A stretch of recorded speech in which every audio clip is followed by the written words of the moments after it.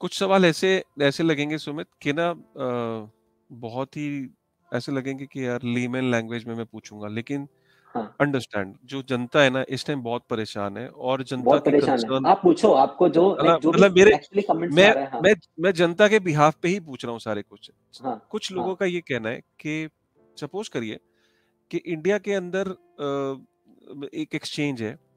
मान हुँ, लिया कि मेरा मेरा जितना पैसा मैंने मैंने क्रिप्टो खरीदा उतना क्रिप्टो वहां रखा है, चलो मैंने 1 मिनट को अज्यूम कर लिया।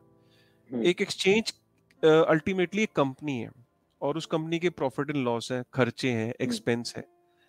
हुँ, इंडिया के अंदर काफी समय से जो ट्रेडिंग वॉल्यूम है वो डिप हुआ है, और ट्रेडिंग हुँ, वॉल्यूम डिप होता चला जा रहा है। हुँ, इनफैक्ट 90% तक डिप कर गया था पीछे। एक हुँ, एक्सचेंज की कमाई जो है वो ट्रेडिंग के ऊपर जो फीस होती है उसका कमाई का काफी बड़ा उसका एक हुँ, कंट्रीब्यूशन होता है। अब अगर बैलेंस शीट के हिसाब से देखा जाए तो काफी एक्सचेंजेस की जब इनकम ही नहीं हो रही तो उनकी बैलेंस शीट भी खराब हो रही होगी, क्योंकि एक्सपेंस बड़ा है।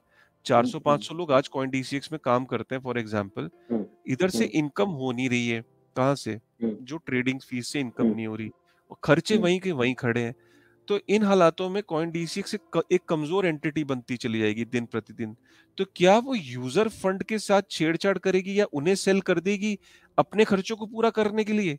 ये ये एक बेसिक क्वेश्चन है जिसको लोग समझना ठीक है। चाहेंगे कि एक एक्सचेंज और कंपनी, ये दोनों का रिश्ता क्या होता है, और इस सिनेरियो में कंपनी सरवाइव कैसे करेगी जब ट्रेडिंग वॉल्यूम ही नहीं है? तो आप लोग सैलरी कैसे दोगे अपने एम्प्लॉयज की? ठीक है।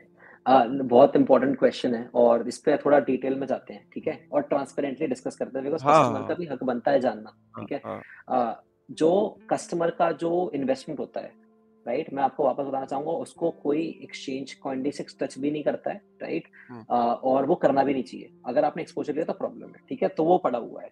आपकी बात बिल्कुल सही है कि अभी जब से टैक्स वगैरह आया है, टीडीएस वगैरह इम्प्लीमेंट हुआ है, तो वॉल्यूम बहुत कम हो गए हैं, 80-90% ड्रॉप हो गए हैं एक्सचेंजेस से।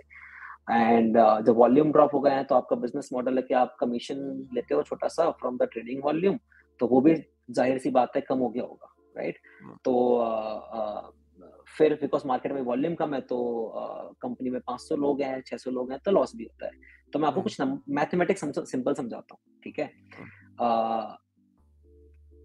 कॉइनडीसीएक्स में ये जो लॉस वगैरह होता है, तो मैं मानता हूँ कि अभी कम एक्सचेंज पैसा नहीं बना रहा है और जितने भी एक्सचेंजेस हैं, राइट? बिकॉज़ इतना आसान नहीं होता। पहली बात तो लोगों को लगता है कि एक्सचेंज बनाना हँसी-मज़ाक की बात है। मैं आपको बता सकता हूँ अ, बहुत मुश्किल होता है, ठीक है? हुँ, और आपको ना एक प्रॉब्लम सॉल्व नहीं कर पड़ती, लोगों को समझना चाहिए, कम्युनिटी को भी समझना चाहिए कि कोई हँसी-मज़ाक वाला बिज़नेस नहीं है कि आपने हुँ, बस एक सॉफ्टवेयर बना दिया और वो चल रहा है। यहाँ पे हुँ, फंड्स आर इन्वॉल्व्ड और सिर्फ एक्सचेंज ऑर्डर मैचिंग इंजन की काम नहीं होती, 50 चीज़ें और होती हैं जो लोगों को दिखती भी नहीं होंगी, जो बैकएंड में करनी पड़ती हैं, हुँ, जिसमें कि बहुत मेहनत और कैपिटल लगता है और आपको लोग चाहिए होते हैं, ठीक है? हुँ, एफटीएक्स में अगर आप 50 लोग आप उतना ही काम कर पाओगे, बट आपको सिक्योरिटी करने के लिए हमारे पास 35 लोगों की सिक्योरिटी टीम है। मज़ाक नहीं होता और वो अच्छे टैलेंटेड लोगों की सैलरी देनी पड़े तो खर्चा होता है और मैं मानता भी हूँ कि इस मार्केट में जब वॉल्यूम जब से टीडीएस वगैरह आया तो कम भी हुआ है।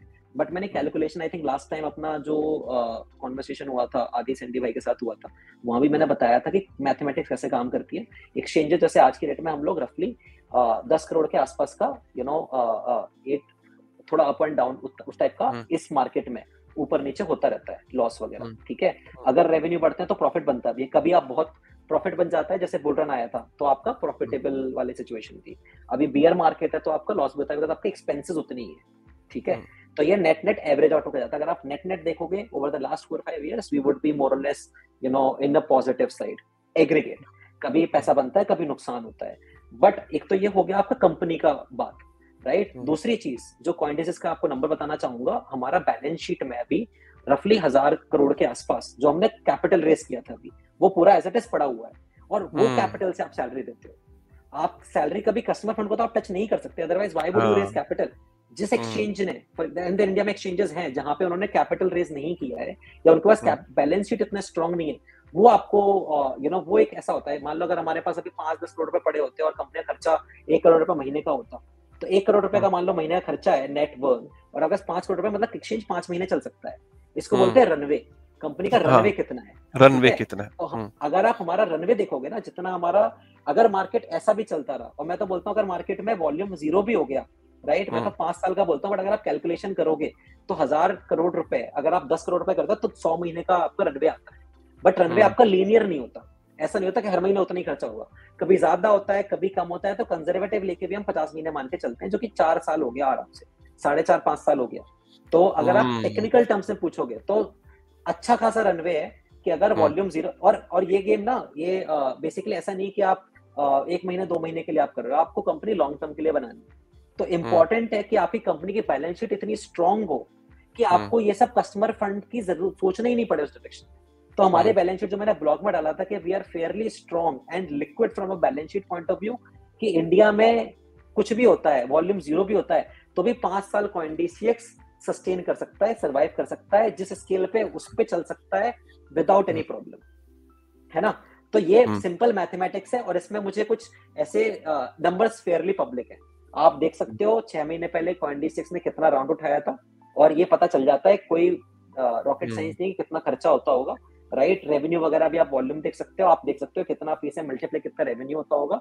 तो from a financial position point of view, हम as like we are not in the position where we have to worry about कि अच्छा खर्चा कैसे चलेगा, आराम से हम बिल्ड कर रहे हैं। और आप देखोगे हम अभी पिछले 4-5 महीने से बहुत एग्रेसिवली प्रोडक्ट बनाए जा रहे हैं, बिल्ड कर रहे हैं, बिकॉज हमें पता है कि जब 2018-19 में एक्सचेंजेस हट रहे थे या पीछे भाग रहे थे, उस टाइम पे कॉइनडेसिस ने मेहनत करके प्रोडक्ट बनाया था, और इसीलिए 2020 में जब मार्केट थोड़ा ऊपर गया है तो हमें बहुत फायदा मिला। और बिकॉज असली प्रोडक्ट जो बनाते हो ना आप, उसकी वैल्यू होती है मार्केट में, और उसके लिए जो भी कैपिटल रिक्वायरमेंट है वो हमारे पास सफिशिएंट है, वेल कैपिटलाइज्ड है, और इनफ कैपिटल है। मैं अगर बहुत कंजर्वेटिव भी लेके चलूं तो 5 साल तक कैपिटल हमारे पास है, एंड और भी बढ़ा सकते हैं, बिकॉज आप जब मार्केट ऊपर जाएगा तो आप पैसा भी कमाओगे, but this is the equation very transparently.